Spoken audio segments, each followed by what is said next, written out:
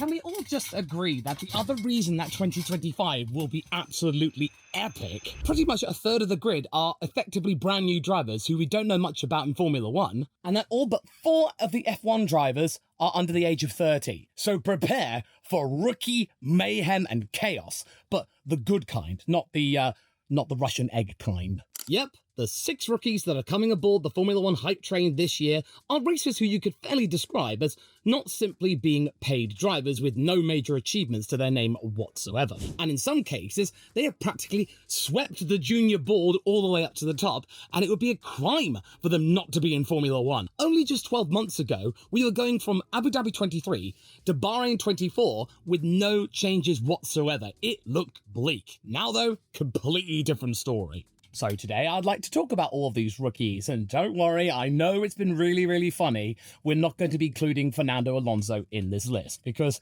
come on, he's not a rookie. This is clearly his second year in Formula 1, I mean, come on. I want to at least be a little bit serious here, so maybe in return you could drop a cheeky like perhaps on this video, so that means more people can see it and appreciate these newcomers. Thank you. Since I talked about him yesterday, I will briefly touch upon Kimmy Antonelli to get things rolling. A man who has supposedly a fully printed out plan in how to survive a zombie apocalypse. True, Toto will love that, the fact that he printed it out. All he has to do now is email it to him, and he will be in love with him forever. He'll be going, ah yes, Kimmy, that's my boy. In all seriousness though, we need to understand that even though the intense scrutiny toward Antonelli has been close to that of Max Verstappen when he first joined F1, the team and driver have managed to shake off the Italian FP1 crash like it were nothing, and preparations for his arrival make him probably one of the most ready-to-go pure rookies out there, excluding the likes of Bearman and Lawson, who have at least had a couple of races under their belt. Put simply, Mercedes are rolling out the red carpet for Kimmy Antonelli, and this is actually quite an achievement, because this means now, with Kimmy there next to George Russell, both Mercedes drivers are graduates of their junior team campaign, which started in 2014, ironically, due to them missing out on one of the best juniors going in that year. So, through adversity breeds success, and you gotta give them some credit. At least the Mercedes Academy is doing something, and as I touched upon in my video yesterday, Antonelli's rise to Formula 1 has been nothing short of remarkable. It was only 18 months ago that Kimmy was racing in Formula Regional, maybe looking to F3, and then suddenly he gets, like Max, shot right up through an order, skipping an entire series altogether, and then Formula 1. So you gotta remember, Max skipped GP2 to spend just 1 year in F3. And I personally imagine that the hype around Antonelli would have been even bigger had he been with a team in Formula 2 that knew its way around the actual brand new car. Had he been with like maybe Invicta or Campos or something like that, he might have had a shot at the title alongside Bortoleto or maybe Hauger. Prema, I think it's quite safe to say, bungled the brand new regulations and the brand new car. And that really paid a disservice to the Italian as well as his British teammate, and I will touch upon that later. Yes, it wasn't ideal, and I think it was not part of Toto's plan to have to deal with Prema, who up till then had been really good with his golden boy, as boss of F1 Stefano Domenicali has now dubbed him, and that is no surprise there because he too is an Italian. But even then, I think you can safely say that Kimmy Antonelli did not drown in Formula 2. And it just makes you think, oh, if only, man, if only that car were consistently solid through an entire campaign, it would have been even more spectacular. But you've got to admit, Antonelli's sprint race at Silverstone, when it was bucketing it down, that was pretty impressive. I really want to see how well this guy can do in the wet. Therefore, I believe that Antonelli will be the highest scoring rookie of 2025, just about outpacing the likes of Liam Lawson over at Red Bull, simply down to the level of attentiveness and priorities that the team have in regards to their arrivals. You see, I liken the rookie years of Antonelli and Lawson at their respective teams to being welcomed into a household. Kimmy is welcomed in with open arms, he's given the really good biscuits and the really good drink, he gets to sit in the best armchair and told to make himself at home, because he's not going anywhere. Whereas Liam Lawson, no biscuits, no drink, he's told to sit in the corner and not touch anything. At least according to Helmut Marko. So you can already tell that the hospitableness about both teams are very much chalk and cheese. It'll be very interesting to see that narrative play out throughout the entire season. So considering that we've touched upon him just now, let's just elaborate a little bit more on Liam. Yes, I know the topic has been done to death on this and many F1 channels, but this year will be the acid test to see whether or not the 11 races at the second Red Bull team have been worth it, enough to sustain him over the course of a full Formula 1 campaign next to the behemoth that is Max Verstappen. Now, in terms of mindset, it is completely different to what he's experienced both in 2023 and 2024. In those two instances, he was acting as a substitute, and therefore the criteria for him was nowhere near as pressing. At Red Bull in 2025, it is a complete campaign. He now has to think long-term over the course of a whole year. That is going to be a very crucial difference. I do wish him well, and I do think he does deserve a chance in Formula 1. His junior career is very much worthy of that, but it just came a little bit earlier than I expected. I thought he'd be 2026, but, well, here we are. Red Bull's job for 2025 is to ensure that their lead racer has the car under him in which to contest for his 5th straight world title, equaling the feat of Michael Schumacher from back in the 2000s.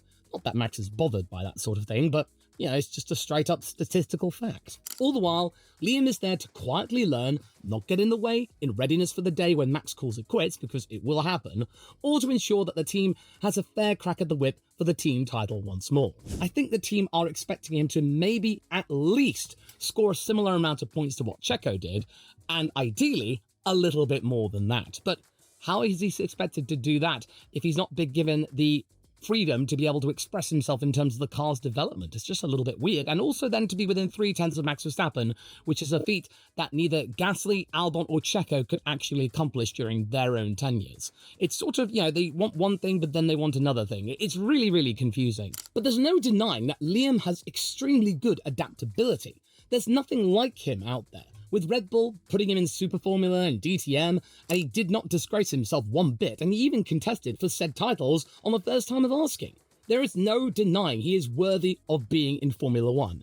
He has a feisty personality, and he's not afraid to do a spot of giant killing, be it at his own team or with other teams, and in theory, he has the machinery in which to make it happen, probably ensuring that he will at least be in the top 10 of the Drivers' Championship. Honestly, I think his main target is to try and score more points over the course of a whole season than that of Oscar Piastri when he did so back in 2023. If Liam can at least amass triple figures, at least 100 points, that will be a pretty decent opening campaign. Now, you might be thinking, well, surely that's not enough. Surely they want him to score at least 200 or something like that, because they surely might want the Constructors' title. Well, that is very true. But Red Bull also might be considering 2026 because they need to get that rule set right, or else it's going to be a very long regulation cycle, and they might even lose Max Verstappen, who has been particularly vocal when it comes to his displeasure with the brand new rules. But what I don't think will help Liam in the short to medium term is that the Mexican moolah and the crypto bucks has now suddenly disappeared. The Bybit contract has not been extended, so that's $50 million a year gone. All of those extra sponsors like Telcel, Infinitum, etc., they're gone too. So that little bit extra financial independence is gone. Christian Horner ideally likes that, to be able to disassociate himself from the drinks company, not have to rely on them for extra capital. So it's now up to the team to try and just get more sponsors and get more money, or else Oliver Mintzlaff, the Red Bull GmbH CEO, might have a little bit more pushback when it comes to shareholder meetings, because I think it's quite safe to say the shareholders at both Red Bull and Racing Bulls, they have a lot more clout than they had done just a few years ago. So Christian had better watch out there. And as for Liam, I just really hope he doesn't sink, because he deserves to at least have a good few years not being in somebody else's shadow. Okay, let's move on to a man who has kind of slipped under the radar for most, but shouldn't have, since he is the successor to Oscar Piastri in one key respect. They're both back-to-back junior champions. It's Gabriel Bortoleto, everybody! Now, the keen-eyed out there might have noticed that on my social media profiles, in terms of drivers that I am backing, I not only support the likes of my boy Oscar Piastri, but the shortened hashtag GB5 has been put there as well. So yes, I am a Bortoleto stan as well, and it's not because he is a McLaren graduate from their academy. No, it's not just that. Put simply, I like Gabi in the sense that he just seems like a really nice bloke, and his consistency this year in F2 was nothing short of mesmeric. Monza, oh my goodness, that is probably one of the best drives I've ever seen in F2. One of. There have been plenty of good ones, but that one, whoa, sure. His junior career wasn't all that spicy compared to his peers, but there was something in there which convinced the likes of McLaren and their former driver Fernando Alonso to have faith in his abilities, which has now seen him enter F1 with Sauber as Nico Hülkenberg's teammate. So you got to admit that even though he hasn't generated that many headlines amongst the wider world of Formula One fans, he has managed to attract the attention of one of the most storied teams in F1's history, as well as one of the longest lasting F1 drivers. This will be the first time that one of Alonso's apprentices is actually racing alongside him. Their mentor is racing, and he's been racing in the sport since before they were born. But yeah, about that, you really have to look back in his junior career, and it was just okay. It was solid. There were no indications that he was then going to win the F3 and F2 titles on the same trot. It was absolutely insane, but something clicked when it came to Formula 3, and he just completely excelled. He met up with the right team, the right car, the right personnel, and he was able to really just show off his full potential. Then in F2, same thing. Invicta, absolutely nailed it. He was able to come out on top against Isaac Hadjar and took the 2024 F2 crown through sheer consistency. And that quality could be one of the main reasons Mattia Binotto took a punt with the Brazilian, aside from the fact that they basically were getting an F2 champion for free, and also to maybe pick up interest from the South American market because Franco Colapinto, he's inspired that as well, and now Brazil's got an F1 driver back on the grid. Oh, absolute megabucks, especially for Audi. I will not be surprised if Audi suddenly takes a really big interest in the Brazilian market and gets Gabriel promoting their Audi cars akin to what Senna did back in the day with his own car. But honestly, I really think Sauber will do well with Bortoleto as a rookie for the fact that he is somebody who didn't crack under pressure, even though Isaac put him under a heck of a lot of that stuff. And also, that consistency was incredibly rare in this season of Formula 2, with the cars breaking down, loads of teams going up and down in terms of understanding the machine, and of course, the lack of reliability from the Mechachrome engine and the clutch in particular made it so that means everyone just rose and fell in the standings, whereas Bortoleto remained relatively constant, one of the few drivers in which to do so, and garnered even more attention because of it. Sauber will surely want to capitalise on that with their recovery from a torrid 2024 campaign, which thankfully ended with signs of green shoots forming, aside from their green livery that will most likely be gone after next year, and then it becomes Audi, and yeah, we won't have that anymore. And oh yeah, he's actually managed to garner the interest of current F1 drivers already with a few nicknames. I believe amongst his Brazilian peers he's called Bibi, he's also got Gabi, I've referred to him as Gabi before, but then there's another nickname which suddenly came out of nowhere and he's called Bubbles or something like that, but on reflection, it's actually really fun to say, Bortoleto. But I actually managed to find out where that came from, and it was a real surprise. It came from Max Verstappen, of all people. This was during the Race for Mental Health charity event a few months back. He called Gabriel Bubbles. Clearly, he was in a playful mood because he had that meme-filled livery on his car for the race itself. And what it also alludes to is that the Brazilian may be quite an endearing character. He might be quite popular if he's managed to get the cheeky side of Max's character. I think he'll do just fine. Now, when it comes to points, I'm really not sure. You got to admit that Sauber did pick up the pace toward the end of 2024, that they were not pinned automatically back to the grid, that they were troubling Williams at some points, because they were obviously just trying to make it to the end of the year. Yeah, after all those crashes, spending on the budget, not really updating things, because apparently Williams has started development of the 2025 car early, so that means they can focus on 2026 earlier, right from day one, January the 1st. So I maybe think he will get a couple of 10th places here or there or something like that. I think he'll be near the bottom in terms of the rookies, not through lack of skill or anything like that, but just simply for the fact that Audi will want to be focusing on 2026, not just for their own power unit, but to make sure that they understand the car regulations as well. I think the year after this coming one will be a little bit more representative in terms of Gabriel's long-term future in Formula One. This year, it's mainly about learning in the background at a backmarker team where the expectations are quite low.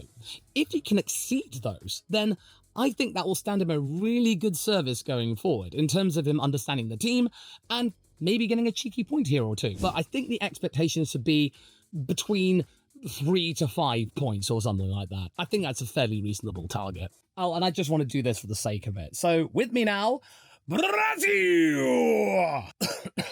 Oh, that was not wise to do. I'm not quite over this sore throat yet. Now, here comes Jack Doohan.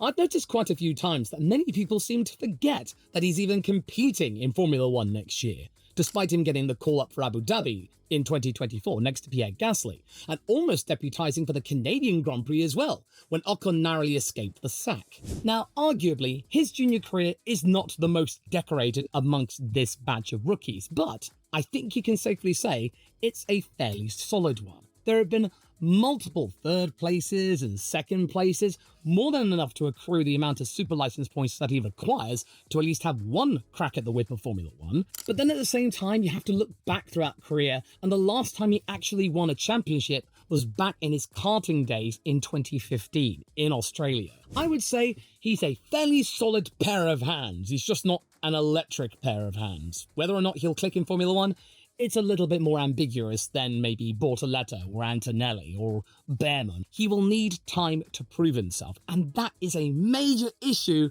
and worry that I have for Jack. Because even though he's actually the first Alpine Academy or Renault Academy driver to actually get into Formula One with the team itself, it took them long enough, if there were any new rookies who are in a more precarious position, it would unfortunately be Jack.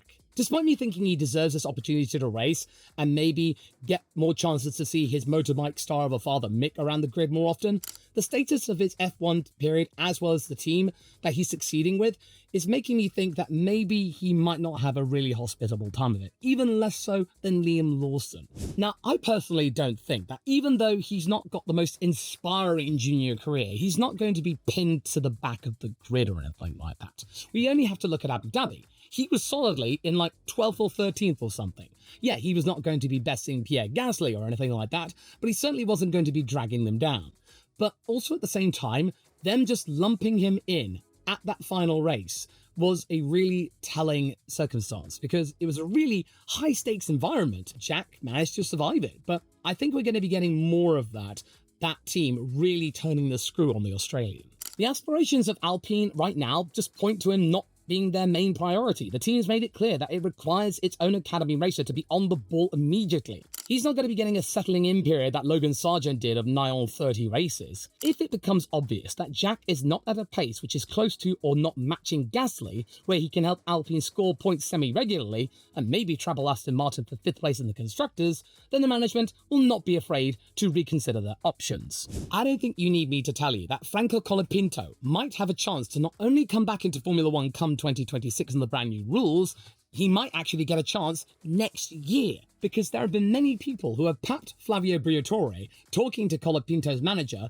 and actually having a really hearty discussion. And Briatore has said that he cannot ignore Franco being available, not exactly a free agent, but Williams would be more than happy to loan him out because that's a priority of James Vowles, to make sure that his driver is on the grid in some shape or form, with the looking to maybe put him into Williams eventually, should they rise up and actually be able to get him back. Briatore, you just get the feeling that he's really starting to flex his muscles over at Alpine, and in his eyes, if you don't perform, you're out. There is no emotion about it, even if you are with the academy. But that being said, Jack's been so immersed in the culture of Alpine since before Briatore arrived, and he's responded to the objectives with reasonable results thus far. I don't see him being an embarrassment, but Alpine's probably expecting the world from him, and they're shifting their attention to whatever they will become in 2026. I don't think it's going to be Alpine. I've made plenty of videos and takes about this, and I feel like the Alpine Academy drivers, including Victor Martin and Gabriele Mini, they should be really nervous when it comes to their long-term prospects or getting into F1. Because I bet you, come 2026, if they can't get Franco Colapinto Alpine, Paul Aron will get that chance, I assure you. Then there is Isack Hadjar, and my opinions on him are not all that concrete. Even though multiple mechanical failures and team-led mishaps compromised his chance for the F2 crown in 2024, after a steady ascent through the ranks in junior categories, the thing that really gives me pause for thought is the fact that when I saw him in Formula 1 cars, aside from the Abu Dhabi Young Driver test, I was not really inspired with what I saw. He didn't really feel comfortable in that machinery. It just felt off for some reason, especially at Silverstone this year, where he nearly took out Lando Norris, and that would have been extremely awkward if he did. Don't get me wrong though, his passion for motorsport is enticing. He will certainly not be a boring addition to the F1 grid, but given who will be his teammate next year, that of course being Yuki Tsunoda, who will have a bone to pick with senior management, I am uncertain how he will fare against him, and whether or not he might just be yet another teammate which Yuki bests. Or maybe his characteristic outbursts will not serve him well. What the team will be hoping for and maybe expecting is for Yuki Tsunoda to provide all the stuff that he has learned from his previous teammates, that being Nick De Vries for his technical know-how and setup, and Daniel Ricciardo in terms of his diplomacy skills, to have rubbed up on the Japanese driver, and then maybe be transposed onto the young French Algerian. Maybe just try and take that edge off, maybe prepare him for a long stint in Formula 1 to then succeed Yuki Tsunoda as the leader of Racing Bulls, because let's make it clear here, I don't think Yuki Tsunoda is going to be staying in that Racing Bulls team after 2025. He's going to be moving on to another team. I don't know which one, that's not the point of discussion for today.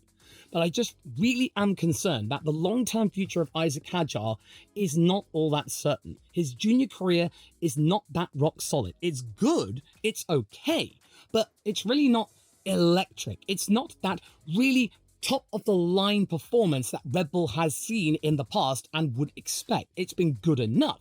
He has made a really good concerted campaign for the F2 title. In theory, he should have won it. He lost quite a few points due to technical issues with the car and the team. But the most important thing is that he really needs to take it down a notch. And that's not me hating on Isack specifically. Yuki has learnt it the hard way, that he really needs to bring it down a bit, because him taking that long to do so has really seriously affected his chances of being promoted, because many people just keep saying, oh, Yuki's too much of a unpredictable firecracker or something like that. Oh no, he's too angry to be in Red Bull. It's just like, come on, that's not true.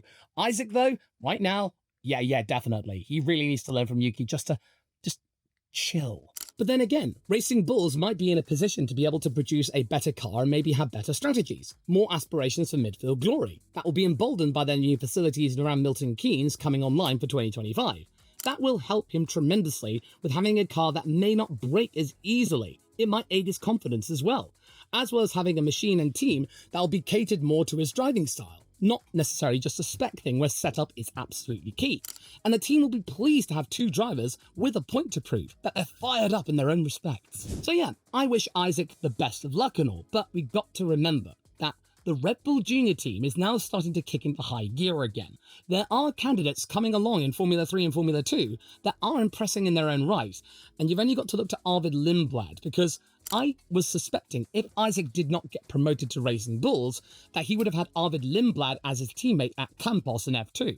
And that might have been a really big litmus test to see whether or not he'd be worthy. He's managed to get that extra year in Formula 1 as a major advantage, but considering that Christian Horner really likes Arvid Lindblad, and if he does well in Formula 2, especially if he can get into like the top 3 or 4 or something, then maybe he might get a crack at Racing Bulls in 2026. But again, Tsunoda's not going to be there, so it's going to be Hadjar Lindblad in 2026 probably. He really needs to make it clear to Red Bull that he is a worthy candidate for the long term and not necessarily replaceable after 2 years, because I am not quite sure whether or not Isack will be in Formula 1 come 2027. It really depends on how well he does right now and how well Arvid does when he comes in, because it is quite inevitable, let's be real. Oh, and by the way, don't hold anything against him regarding his number choice, because he's picked the number 6. So any Nico Rosberg fans or Nicholas Latifi fans, calm. Finally, there's Oliver Bearman. It's needless to say that he is one of the more established rookies coming into the sport, having stepped in for Carlos Sainz and Kevin Magnussen in 2024, and not disgracing himself either in those events whatsoever, and especially at Haas, where he has settled in quite nicely, all of those FP1 sessions, I have never seen a driver get so many with the same team. I feel that that lineup is going to be a very, very solid one. Esteban picking up maybe a podium or two, and Oliver picking up consistent points, which maybe might be able to see them match their 2018 place in the Constructors, 5th place, and maybe give Aston Martin a little bit of a fright. Not to mention for the fact that Oliver was able to steal some thunder from Lewis Hamilton in terms of a Brit going to Ferrari, and the first time that's happened in nigh on 20 years or something. So yeah, Oliver did take that, but at least he scored points, and it was a worthy debut.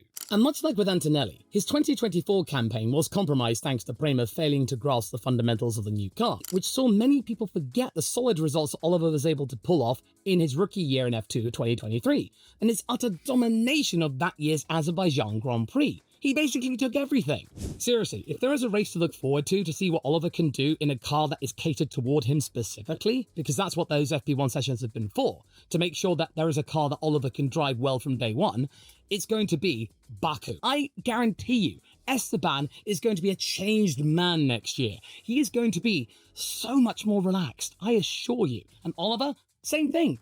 They are both driving for a team that want them. That is really, really important. Really critical. Any racing driver out there, I'm pretty sure you would agree with me, that if you're racing for a team that wants you to be there, you are going to put in that extra effort. When it comes to prospects for 2025, I think Bearman will do absolutely fine. I think he might score maybe 20 plus points or something like that. He'll be the 3rd highest scoring rookie, maybe battling with the likes of Jack Doohan or something, but maybe quite a distance behind Lawson and Antonelli, because obviously they're racing for front-running teams. But either way, I don't think Bearman will disgrace himself whatsoever. And if he holds his own at Haas, and either Leclerc or Hamilton leave Ferrari, maybe a promotion back to the Scuderia might be on the cards. Now, in a way, we have to thank Oliver Bearman here for being so good and coming in at the right time when Carlos Sainz's appendix ruptured. And this is not my British bias saying this. This is something that really set off a trend, and it really saw the F1 teams actually take a step back and go, you know what? Maybe we should take a risk on these young rookies because there are some really good ones coming along. And sure enough,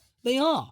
All 6 rookies are not people you would consider solely paid drivers. Okay, Oliver does have some capital from his father's business or something like that, but he has the results in which to back it up. It's not something you really should hold against him. If it not been for Oliver doing so well and coming in for Ferrari in Jeddah, we probably may not have seen all of these rookies coming along. And we wouldn't have had this really electrifying 2025 campaign where not only is the championship title race going to be absolutely open, the battle amongst the 6 rookies is going to be really, really spicy. If there is one thing that we can all be certain of, is that whenever a rookie comes in, you have no idea how they're going to be handling Formula One and all the stuff they're going to be trying to pull off that will catch out the old guard really surprisingly. You can expect some really interesting surprises from just one rookie. We're going to be getting 6 of those. Oh my goodness, it's going to be so much fun. And I really hope that you are ready to go and you will join me in 2025 by hitting that subscribe button to get to 100k. So okay, Law, you touched upon Franco earlier. He's not racing in 2025 though, but what do you think in general? Does he have a fair shot of getting back onto the grid once more? Maybe being the 7th rookie in 2025 if Jack doesn't cut the mustard, even though I think he deserves the entire year? So to find out why I think Franco Colapinto's story is not yet over, go and watch this video right after this one.